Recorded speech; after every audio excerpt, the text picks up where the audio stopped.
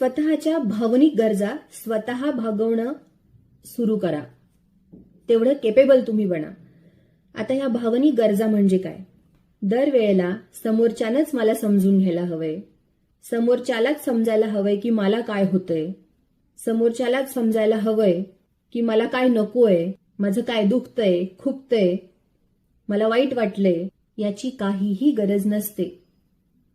तुम्ही दुसऱ्यांसाठी जन्माला आलेले नसतात. आपल्या इमोशनल गरजा ह्या आपल्यालाच पूर्ण करायच्या असतात. हे आधी पक्क मनाशी ठरवून घ्या. तुम्ही छान राहिला, कॉन्फिडेंट राहिला, तुमची इमोशनल सपोर्ट तुम्ही स्वतः राहिलात तर तुम्हाला इमोशनली दुसऱ्यांवर डिपेंड राहण्याची गरजच नाहीये.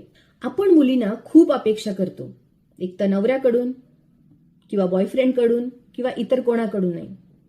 जे आई वडील आपल्यासाठी करत असतात त्यांच्यानंतर या जगात ते कोणीही करत नाही, हे पक्क मनाशी बांधून घ्या.